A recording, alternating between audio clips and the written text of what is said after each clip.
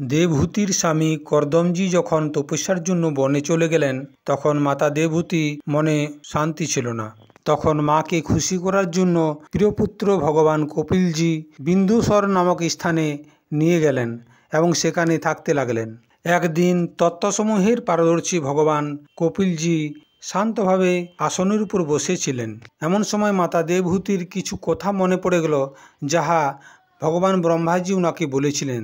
আর সেই কারণেই মাতা দেবহূতির মনে কিছু প্রশ্ন জেগে গেল। সেই প্রশ্নের উত্তর খোঁজার জন্য তিনি তার একমাত্র তত্ত্বজ্ঞানী পুত্র ভগবান কপিলজিকে বললেন, প্রভু, আপনি আমার পুত্র হলেও ভগবানের অবতার। এই দুষ্ট ইন্দ্রিয়গুলির বিষয় লালসায় আমি ডুবে গিয়েছি, আর সেই ইচ্ছা পূরণ করতে করতে আমি ঘোর অন্ধকারের মধ্যে পড়ে গিয়েছি। এখন আপনার কৃপায় আমার জন্ম পরম্পরা সমাপ্ত হয়ে গিয়েছে, আর সেই জন্যই এই গভীর অন্ধকারময় জগৎ থেকে মুক্তি পাওয়ার জন্য সুন্দর নেত্ররূপে আপনাকে পেয়েছি, তথা অজ্ঞান অন্ধকার থেকে অন্ধ পুরুষদের জন্য নেত্ররূপে সূর্যের মতো উদয় হয়েছেন।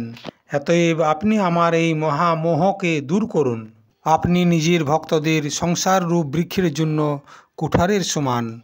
আমি প্রকৃতি এবং পুরুষের জ্ঞান প্রাপ্ত করার ইচ্ছায় আপনার শরণাগত হয়েছি। আপনি ভাগবত ধর্মজ্ঞানীদের মধ্যে সর্বশ্রেষ্ঠ, আমি আপনাকে প্রণাম করি। এইভাবে মাতা দেবহূতি তার মনের অভিলাষা কপিলজির কাছে প্রকট করলেন। এইসব শোনার পর ভগবান কপিলজি খুব খুশি হলেন এবং তিনি খুশি মনে বললেন, মাতা, এটা হলো আধ্যাত্ম যোগ, আর এই আধ্যাত্ম যোগই মানুষের আত্যন্তিক কল্যাণের মুখ্য সাধন, যেখানে সুখ দুঃখ বলে কিছু থাকে না।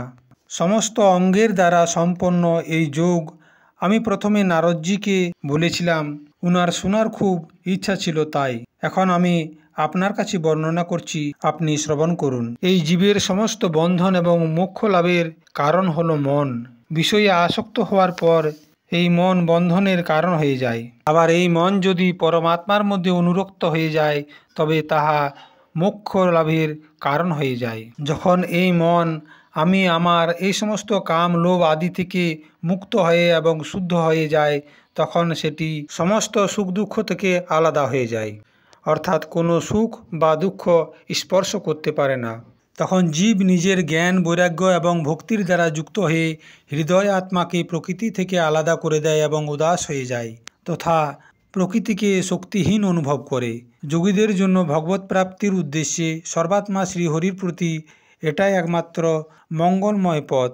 যাহারা সহনশীল, দয়ালু, সমস্ত দেহধারীদেরকে অকারণে কষ্ট দেয় না, কারোর প্রতি শত্রু ভাব রাখে না, সরল স্বভাব এবং সৎপুরুষদের সম্মান করে, যাহারা আমার মধ্যে অনন্য ভাবের সুদৃঢ় প্রেম রাখে, আমার জন্য সম্পূর্ণ কর্ম তথা নিজের আত্মীয়দেরকেও ত্যাগ করে দেয় এবং আমার পরায়ণ হয়ে আমার পবিত্র কথাগুলি শ্রবণ এবং কীর্তন করে, তথা আমার মধ্যেই চিত্ত লাগিয়ে থাকে, সেই ভক্তদেরকে সংসারের কোনো তাপ বা কষ্ট স্পর্শ করতে পারে না।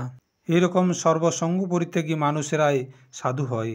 তোমাকে এরকমই সঙ্গের ইচ্ছা করা উচিত, কেননা তাহারা আসক্তি থেকে উৎপন্ন সমস্ত দোষকে হরণ করে।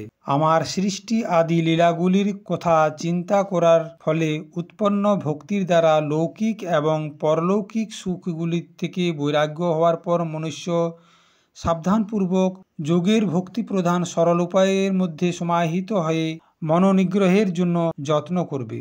এভাবে প্রকৃতির গুণগুলি থেকে উৎপন্ন শব্দ আদি বিষয়গুলি পরিত্যাগ করে বৈরাগ্যযুক্ত জ্ঞানের দ্বারা, যোগের দ্বারা আমার প্রতি উৎপন্ন সুদৃঢ় ভক্তির মাধ্যমে মানুষ নিজেকে আমার অন্তরাত্মার মধ্যে প্রাপ্ত করে। এইসব শোনার পর মাতা দেবহূতি বললেন, ভগবান, আপনার সমুচিত ভক্তির স্বরূপ কি? আর আমার মতো অবলাদের জন্য কেমন ভক্তি ঠিক হবে, যাহার দ্বারা আমি সহজেই আপনার নির্বাণ পদকে প্রাপ্ত করতে পারবো, যাহার দ্বারা তত্ত্বজ্ঞান প্রাপ্ত হয় এবং আপনাকে প্রাপ্তি করা যায়? সেই রকম যোগ কি আছে এবং কতগুলি অঙ্গ রয়েছে? এইসব কথাগুলি আপনি আমাকে বুঝিয়ে বলুন, যাতে আপনার কৃপায় মন্দ বুদ্ধি সম্পন্ন স্ত্রী জাতিরাও এই দুর্বোধ বিষয়টি সুন্দরভাবে বুঝতে পারে।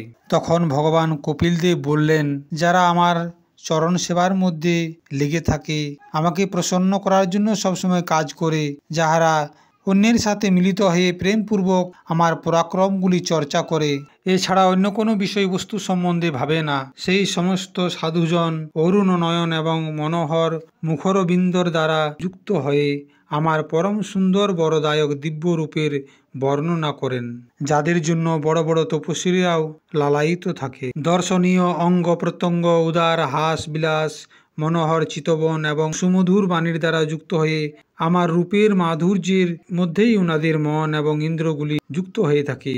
এরকম আমার ভক্তি না চাওয়ার পরেও উনাদের পরম পদের প্রাপ্তি হয়ে যায়। তাই হে মাতা, যাহারা ইহরলোক ও পরলোকে সমস্ত কিছু পরিত্যাগ করে অনন্য ভক্তির দ্বারা সবসময় আমারই ভজন করে, আমি তাদেরকে মৃত্যুরূপ এই সংসার সাগরকে পার করে দিই।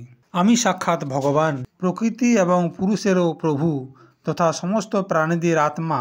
আমি ছাড়া অন্য কারোর আশ্রয় নিলে মৃত্যুরূপ এই সংসার সাগর থেকে সে মুক্তি পায় না। আমার ভয়ে বায়ু পরিচালিত হয়, সূর্য তাপ দেয়, ইন্দ্র বর্ষা করে, অগ্নি প্রজ্বলিত হয় এবং মৃত্যু নিজের কর্মে প্রবৃত্ত হয়। বৈরাগ্যজন জ্ঞান বৈরাগ্যযুক্ত ভক্তিযোগের দ্বারা শান্তি প্রাপ্ত করার জন্যই আমার নির্ভয় চরণ কমলগুলির আশ্রয় নেয়।